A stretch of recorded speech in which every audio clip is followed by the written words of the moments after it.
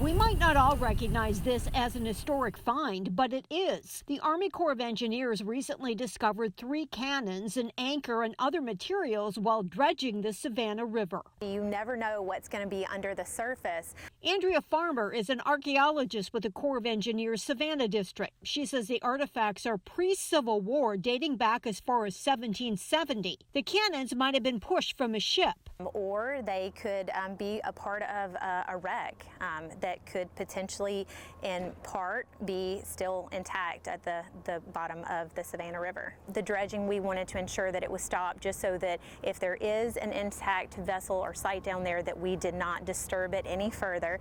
The Corps says it's adhering to the National Preservation Historic Act. And we want to assess whether or not there is an archaeological site or sunken vessel, and if it is significant. It's a wonderful piece of discovery, I think, that literally the past just lies beneath our feet, in this case, under the water.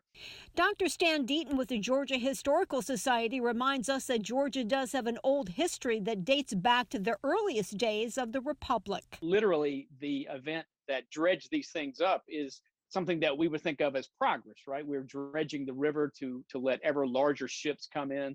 That's really focused on our future.